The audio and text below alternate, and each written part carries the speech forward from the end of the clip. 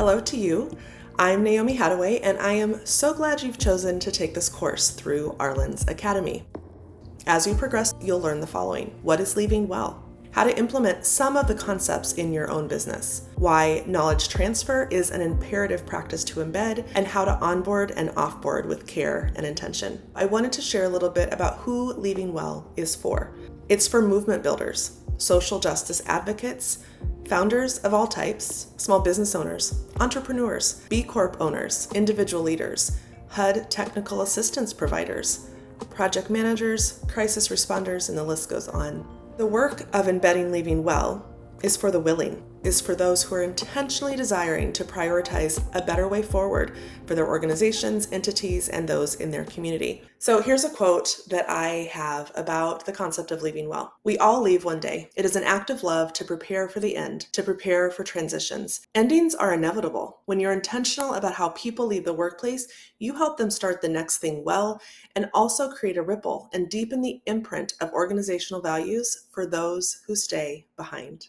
Leaving well is the art and practice of moving on from a place, a thing, a role, or a job with intention and purpose, and when possible, joy. We've all experienced workplace transitions that have gone poorly. You likely only have a few examples or memories of moments when they went well. Leaving well is the intentional practice of bringing together thoughtful and meaningful actions along with necessary endings that we will all go through to bring a little bit of humanity back to our jobs and projects. There are so many types of exits and transitions in the workplace.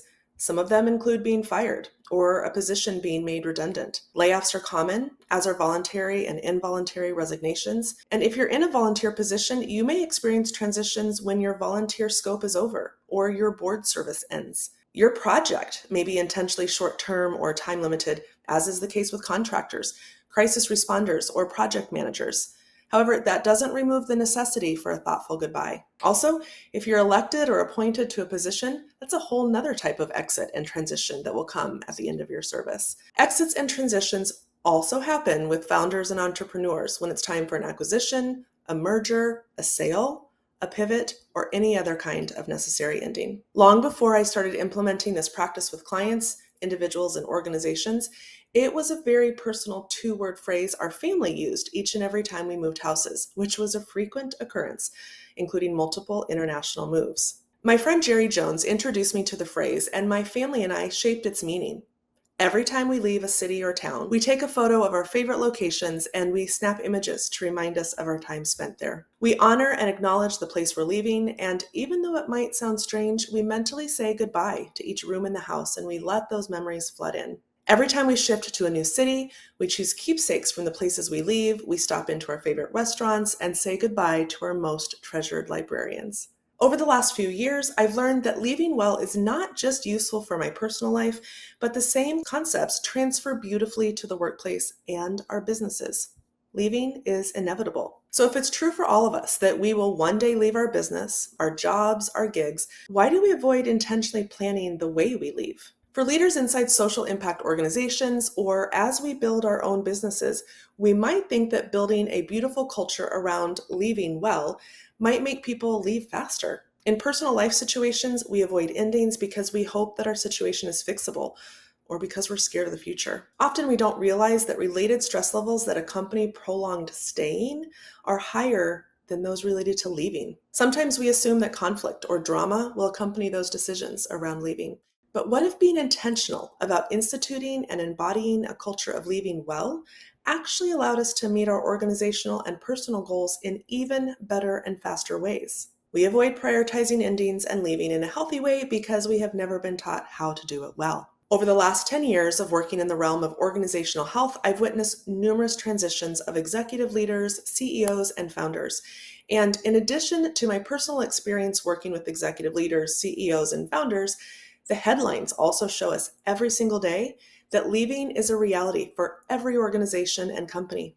While much attention is often placed on the selection and onboarding of new leaders, the process of departing with grace and leaving a positive legacy is equally critical, and I argue it is actually more important than the hire ever will be. I believe that the end is just the beginning. So, on to my story about leaving well in the workplace. My first experience of leaving well in the workplace was with a local affiliate of a large international nonprofit in the affordable housing sector. I joined the organization at a director level with a large team reporting to me across multiple departments, and I also sat on the executive leadership team. Within a few weeks of joining the organization, I began seeing the correlation between location-based leaving well, such as moving or relocating a home, and organization-based leaving well. While the organization was well respected in the community, my department was floundering. The previous leader in my role was leaving with ample notice and on good terms. I was also welcomed into the space with open arms.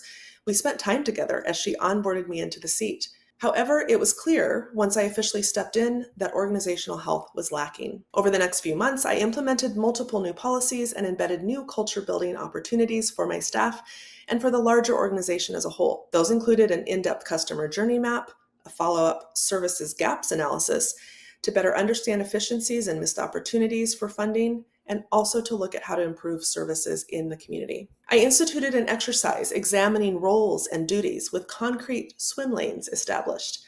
We also prioritized updating the team's resumes as an intentional act of acknowledging that many of the staff had been there for so many years, but had never examined their current contribution to the organization or to the larger system. During a routine and required succession planning exercise many months later, I was told I would be named as the Deputy Executive Director for the purpose of completing said succession planning exercise. While that checked the proverbial box for traditional organizational health actions, in reality, it did nothing to shore up the foundations of the organization. Systems were not examined, founder syndrome was left unchecked, and the structure and culture of business as usual was perpetuated. When I subsequently left that organization, I implemented a purposeful knowledge transfer.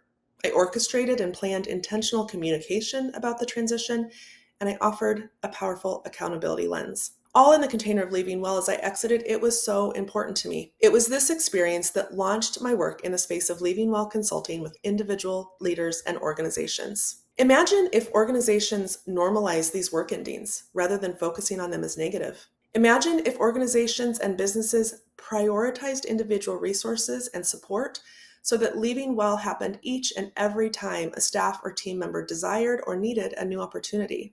What if leaving well was actually a leadership model? Leadership styles have long been examined and dissected. Books are plentiful on the topics of various methodologies of leadership, both personal and on the topic of the art and act of leading. Leaving well as a leadership model offers a powerful, comprehensive structure that provides benefits to human capital and an organization's budget and bottom line. And this is important. It's all ahead of the need.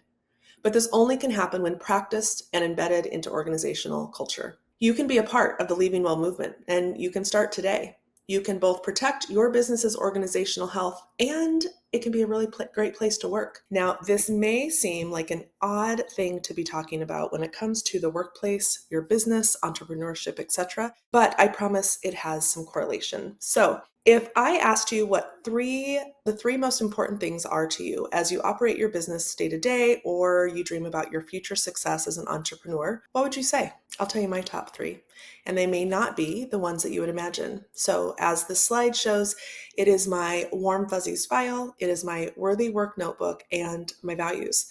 You can see here that these are screenshots of a couple of different messages that are part of my Warm Fuzzies file. I started keeping the Warm Fuzzies file and the Worthy Work notebook about 5 years ago, and I am so thankful.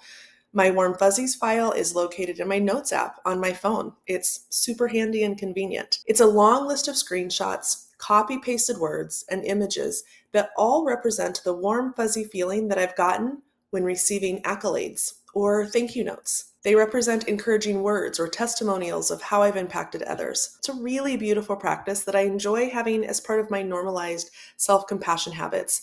And my Warm Fuzzies file also serves me really, really well on the hard days to have something to go back and revisit. In reality, it serves as a reminder of my legacy in real time.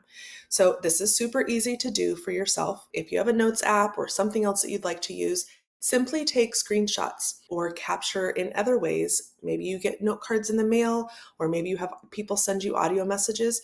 Grab those, keep those, put them in one place that you can look at over and over and over. Now, the Worthy Work notebook is something I'd encourage you to also consider creating, and you can start today. You can also use a notebook to handwrite in. You could use something digital on your phone. Whatever you choose, this practice is very practical. So know that, first of all, it's very simple, very practical, but it's going to take some time to get used to. You're going to want to set aside intentional time to begin this process. The first step is to go back in time a bit and write down the small things that you've done and accomplished that have had impact on others or your work overall. These things are intentionally meant to be small. They don't have to be groundbreaking moments. And in fact, the smaller and seemingly insignificant they are, the better.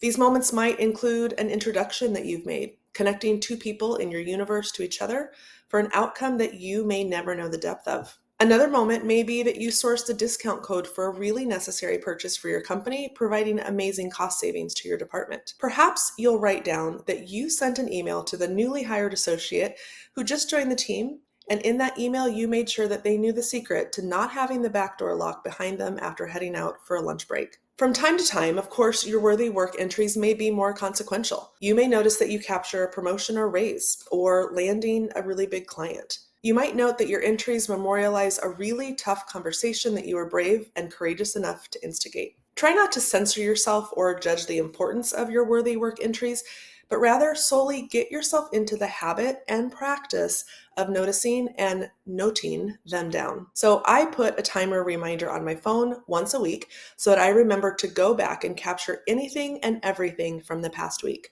You might want more frequent or more distant reminders. You do you. If you do decide to keep these in a digital format, try to move the location to your home screen so that it's in consistent view. If you choose a notebook, something that you're actually writing in, keep it next to your laptop or your nightstand, anywhere that you will be more likely to keep up on this new practice of documenting and noting your worthy work. Next up is values. And if the warm fuzzies and worthy work practices offer a logbook of sorts on your journey, then values offer a compass as you design your legacy forward. So Steve Jobs once said this: "You cannot connect the dots looking forward. You can only connect them looking backwards. So you have to trust that the dots will somehow connect in your future. You have to trust in something, your gut, destiny, life, karma, whatever." This approach has never let me down, and it has made all the difference in my life. I actually disagree with Steve on this. I disagree with this quote. I disagree that you can't connect the dots looking forward. I think you can. But how do we connect those dots forward? How do we design your legacy forward? I believe it starts with our values. This quote from Africa Brooke is so meaningful to me. She says, "Values are the evidence of our foundation and show the foundation stones of your identity." You're going to need to note and choose values during this video. So if you don't already have a pen and a paper or something to write with, pause the video and go get yourself situated so that we can work on this together. So first, from the list of values, you're going to review and choose words that feel important to you. And if you desire to have the word in your future life, but it's not quite yet something that's part of your day-to-day yet, still choose it. If you notice that a value is not included in this list, feel free to write it in. Now, an important step here is that sometimes it's easier to eliminate the values that don't resonate with you.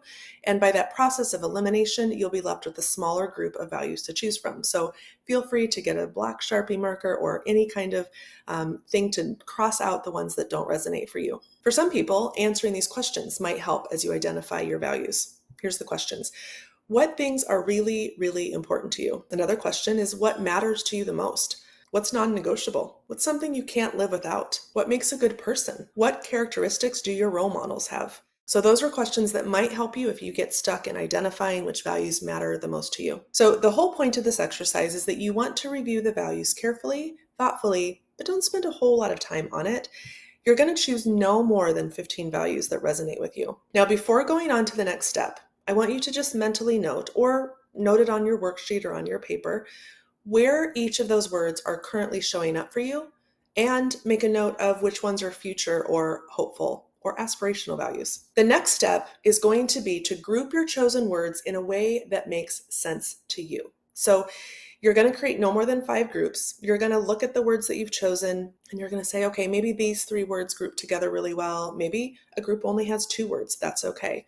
Maybe a group has 6 words. That's also okay. If you notice that you're creating more than 5 groups, eliminate the one that feels the least important to you. Next, choose one word from each group that best represents the rest of the values. So it's kind of like a representative word. Pick what feels right and what's most aligned to you. Now, we're going to make each of your core values actionable by adding a verb to them. This will guide you to take aligned actions through your business, through your work, through your projects with what's most important to you. So when you operationalize your values, when you give a verb to them, you can take them on a road for a test drive. So as an example, one of my values is kindness. So if kindness is a value for me, how am I bringing that to work every day? Am I bringing kindness to the way that I schedule meetings? I actually am. So let me tell you how. When I schedule a meeting, I make sure that I have a pre-read before that meeting happens. I make sure that I have sent out an agenda for the meeting. I also make sure to send, if someone doesn't already know about my organization or the purpose of our meeting, I send that information as well. By the way, I only schedule 45 minutes or 20 minutes so that everyone has time for bio breaks before next meetings. So that might seem very basic or rudimentary, but even that simple practice offers a way for me to operationalize the value of kindness in my life and in the workplace. When thinking back to designing my legacy, what happens is that when I leave a project or when I leave something that I'm collaborating on, people often remember Naomi was kind. People always remember that I only scheduled 20-minute and 45-minute meetings. So now that you're working to discover your actionable verbs, let's discover some ways that you can take them out on the road and attach them proactively to your life and work. This is a beautiful quote from Elaine Welteroth. The reason to outline what your values are is so that they become a filter when you're making hard decisions. The strongest filter system is the values filter. So how values come into play in the workplace, in your business, as an entrepreneur, if you're still working 9 to 5, if you are still working a W-2 job, is that values, and when you know what they are, help you make decisions. They help grow your decision confidence. Knowing your worthy work, what you're really good at, having your warm fuzzies to back you up, and then also knowing what your values are can help you in the future make decisions about where you're best suited to be. Helps you make decisions about what to do in your business. It makes you more resilient and almost fireproof to big decisions that might come, such as hiring or firing, closing your business, selling your business, pivoting to something completely new. So as you look at your values list, it's really, really, really important to post them somewhere where you can see them often. I have a little bonus. This is called the concept of riverbanks. And if you're able to, consider closing your eyes for this next section. I have a slide that just has an image on it. Relax your mind. Again, stop multitasking and just listen to the concept of riverbanks for a deeper embed of values. Every time I enter the space of leadership, an opportunity to build community, or when I am asked to offer some encouragement or support to someone, I bring up the idea and concept of riverbanks. I love being near water. I prefer creeks, lakes, and rivers over oceans, and I am fascinated by the visual of the S-curves of rivers when flying above in airplanes. Each time I drive, as the little green marker on my navigation app signifies an upcoming creek or river, I intentionally look to the right to observe the water and its bed or its banks. We didn't grow up near water, but we would often go bluegill fishing in a lake near our home in western Nebraska. There's a very specific sucking sound that I can recall fondly, even decades later, that happens when you navigate from the grassy area into the muddy banks to get close enough to fish. That sound where your shoes, or bare feet even, imprint into the mud, and as you lift to take a step, somehow both moisture up to meet your feet at the same time it leaves evidence that you were there. Also, when we went camping while growing up, I always secretly hoped there would be a creek nearby. So about riverbanks. Riverbanks hold up the sides. In the middle, where the river flows, the water does whatever it wants. The river can both meander aimlessly and forcefully change course. Riverbanks are the absolutes of where that water is to be. If we let ourselves stay attached to riverbanks, or our values, that becomes our integrity. When we allow riverbanks to crumble, when we let the importance of being right take over everything else, we allow seepage. It's hard to put back the water once it's seeped over the edges. In shaping your voice and the power you wield, in making decisions about your business, in making choices about whether to stay, go, or pivot, it's worth reflecting on what you'd like your riverbanks to be. What pillars will be on your left and on your right? When creating a new program, launching your company, or launching a new offering, what riverbanks will you choose to strongly hold on to, no matter the cost? I believe we all crave boundaries and structure in our lives, and meaning in our days, and purpose. This desire, however, can feel like a heavy weight amidst the ins and outs of life needing to also happen daily. So knowing that we all start there, and we all desire that balance. I suggest we seek out a healthy version of staying the course. This means finding our boundaries, honoring the small moments, and identifying and creating our values inside of our own personal set of riverbanks. Now, this is worth noting. Your riverbanks don't need to be obtrusive or obnoxious. They fit in with the environment, and no one really even notices, but yet they hold the river inside. They help you hold steady to the course. In my life, I've identified my riverbanks, the main focus of my work, the why, the values I strive to uphold, and how I show up for the people in my life and my customers. Also part of my riverbanks practice is my field guide, which contains the support and resources that I know are critical to my success. Currently, my field guide is being collected and curated inside a journal with the list of things I know to be true, ideas for how to restore my weary soul, lessons I'm learning, and new things I'm holding tight. With those things in place, I can better let the riverbanks prop me up, which allows that river and the water to flow. My riverbanks allow me to focus on the mission, not the details.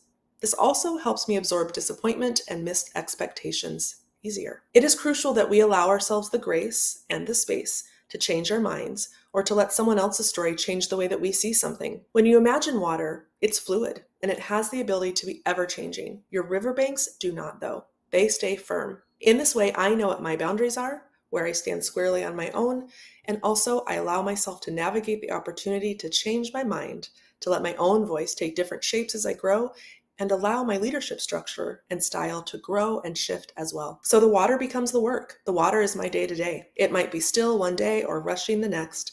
There might be rocks or debris or flood waters with spilling over the banks. It also reminds me of the metaphor of doing upstream work of changing systems, especially in social work and advocacy work, which is at the source of the problem, instead of downstream work, which is rescuing the people harmed by systems and inequities out of the water over and over. As you seek to find your own riverbanks, here's some following questions for you to ponder. What top 4 values do you live your life by? What are your non-negotiables? Are boundaries easy for you to uphold? And what guidelines do you use for your way of doing your best work? There is so much to pay attention to as a business owner or entrepreneur, not to mention things like profit and growth. Now, this slide isn't exhaustive, yet it just makes me feel anxious looking at it. Legal status, accounting, finances, taxes, policies. There's also growth and hiring, onboarding, management, offboarding, PR and media, marketing, email list and ads, website, social media, brand presence. What if I told you that even more than all of those things, now is the exact right time to think about leaving all of this and navigating the transition of your work? Are you surprised to hear that? Even if you currently have no intention of selling or pivoting, setting up and running your business today as if you are planning to exit sets an incredibly solid set of boundaries and foundation, and it also provides rigorous support for your day-to-day and provides pitfall avoidance support and more. Now, here's a hot tip. Work with an accountant before you think you need them to ensure that your records are accurate and compliant from day one. Your accountant will help you keep up-to-date financial statements, prepare your business tax returns, provide monthly profit and loss statements, cash flow projections, as well as depreciation schedules and any business assets that have to do with the depreciation schedules. Some recommendations for you. Arlen's recommendation is Revel. They are amazing. Also Count Less and then Balanced Ledger are some recommendations. Another thing we won't talk about but is really important to mention is intellectual property. It's another hot tip for you. Copyrights are not just for authors, and protection of your assets is not just for the big players. Your protectable assets can include content on your website, your business name and logo, unique ideas and processes, and trade secrets. So recommendations here: Brianna, the Everyday Lawyer, Destination Legal, and Radiance IP Law. Radiance is fractional. Now, the last thing that is not going to be covered but is important to mention is legal and compliance risks. This includes paying all of your tax obligations on time, including quarterly sales and payroll taxes, as well as compliance with all industry-specific regulations such as obtaining licenses, permits, and filing statuses that are required by your state. The last thing, make sure you pay your employees and contractors on time. So first, I want to say, though, that traditional succession planning is what we often are told to do, yet it majorly needs a makeover. Not only is the corporate ladder no longer the ultimate climb, but today's business owners need to be agile and responsive. Hierarchies can be rigid and oppressive, and as business owners who value diversity, your teams are likely a mix of skills from various corners of the company. The cookie-cutter approach of old-school succession planning just does not mix with fluid dynamics of today's businesses. So instead of traditional succession planning that typically ends up with folks selected that fit the same mold, the Leaving Well framework offers and supports diverse knowledge transfer and organizational health that actually drives stability and innovation at the same time. By injecting Leaving Well into your business today, you are creating the scaffolding that supports a better transfer at the helm in the future. Even if you're not planning, again, to leave your work or sell your business anytime soon, this is a crucial practice to embed as soon as you can. Think of it as passing down the legacy of all of the work you've put in, and so that your impact will have true staying power. Even if you're not doing any of that selling, pivoting, stepping aside,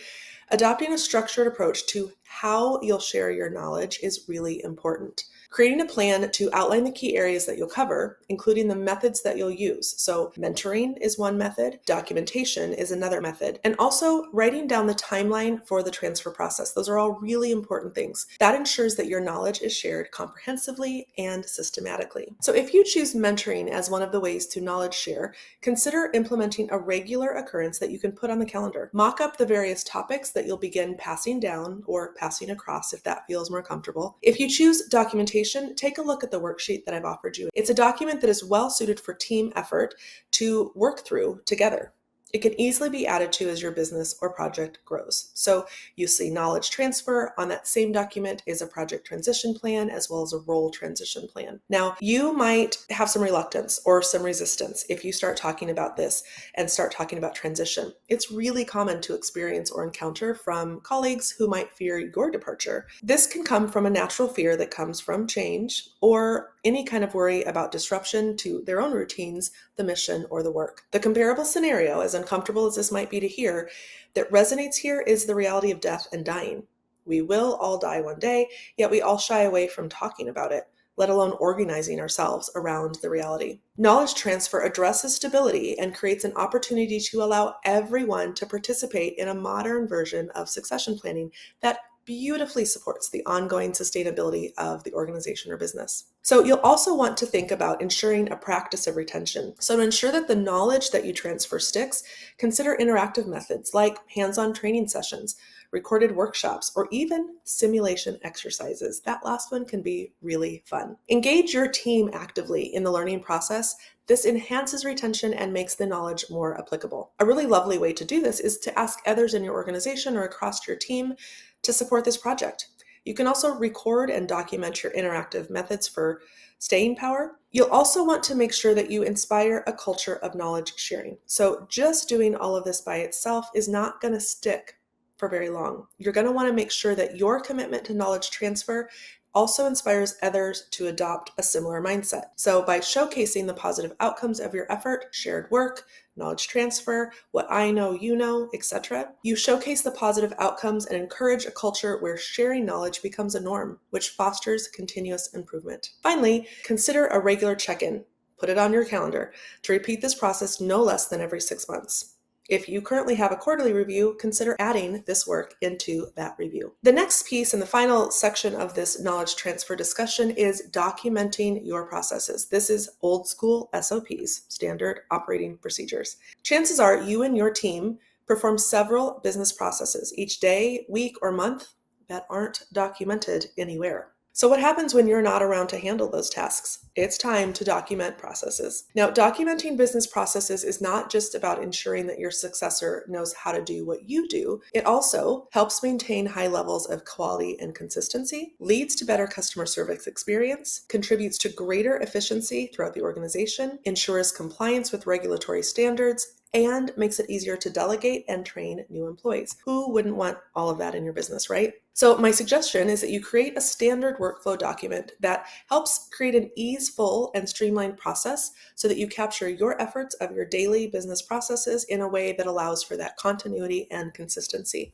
So, if you eventually sell the business, potential buyers would want to see that your business's operations are organized, predictable, and efficient. Having these SOPs or workflow documentations in place can help demonstrate this. Even if you never do sell, this process can support the necessary ending that is a reality. You will one day exit, whether by choice, health-related reasons, or for other decisions. Now, the topic of onboarding and offboarding is important even if you do not have employees and never plan to. Onboarding and offboarding can apply just as seamlessly to your relationships with freelancers, consultants, vendors, and even your customers and clients. It's important that you maintain good relationships with all of those people because they play a significant role in the success of your business. It's crucial to maintain positive relationships, and you can do that with 2 easy steps. Of course, there's more, but here's 2 steps to share with you. One is communicating clearly and regularly about your values and expectations, and also ensuring that you uphold your obligations, such as paying your bills on time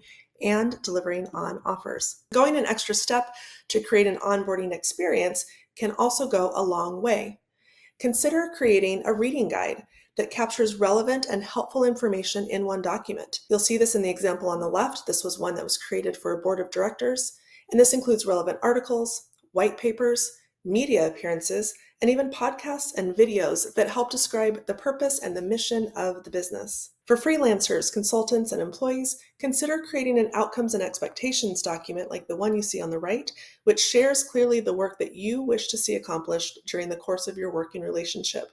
Now, you may want to do this for 3 months or 6 months, but it's important to schedule regular check-ins to review that progress has been made. On the right side of the screen, you'll see some rituals for departure. Now, these may seem a little silly, but having an offboarding process that is as robust as your onboarding is very, very important. So some of these include a time capsule to preserve memories. Make sure that you have an opportunity for handwritten notes for heartfelt goodbyes. A digital waterfall is something that you can implement if you remotely meet.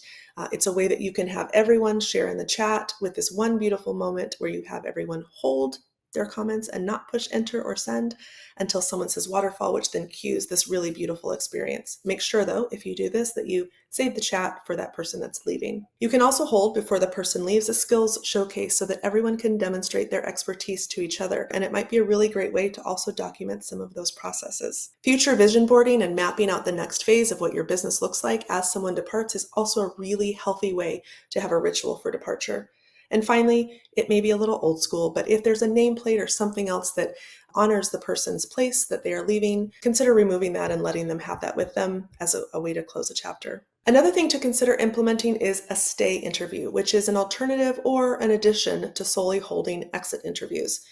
Stay interviews are where you spend time supporting your team by updating their resumes with the work that they've accomplished. During the stay interview, also consider reviewing the scope of work or job description for each person that you share projects with. Hot tip, this does not encourage folks to leave. On the contrary, it demonstrates your care for the human side of work. Another added benefit is that you now have a front row seat to what's working, which projects are stalling and why, as well as understanding more about each person to perhaps better align their time with a project or to recruit support to finish tasks. No matter what you do in the future with your business, whether you transfer ownership to a family member or you sell, you are more likely, if you practice these leaving well organizational health tips and tricks, to pass along a well-run company that has strong annual cash flow, well-documented processes, IP production, minimized legal risks, and positive stakeholder relationships. This all contributes to a higher business valuation and a smoother, less stressful sales process. It's been really great to share a bit of my Leaving Well framework with you, but you might be wondering, so what do you do next? Here's 5 things that you can consider. First, make sure that you download all of the worksheets provided. Second, you could take my workplace transitions archetype quiz at naomihadaway.com/quiz. There you'll learn more about your natural relationship to change and transition. Each of the 4 powerful results has a customized results page with tips and tricks on how to leverage your archetype. And this quiz, I promise you, is so good even if you are working a 9-to-5, a W-2 job, if you are working as a consultant on projects, or you're launching your own business. It's a really, really great quiz. The third thing you can do is listen to my podcast, Leaving Well.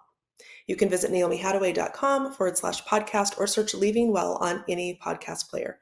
One of those episodes is with none other than Arlen Hamilton. The fourth thing you can do is sign up for my email newsletter list at naomihadaway.com/say-hi. And the fifth thing, and on that same webpage, you can send me a contact message. Clients who work with me are provided support and guidance as they make decisions about their space in the workplace, recover from sudden transitions outside of their control, align their values with their salaries, and navigate to close up projects and initiatives. It's been really great to be with you, and I wish you joy from all of your intentional transitions and all the decision confidence you can muster. Thank you.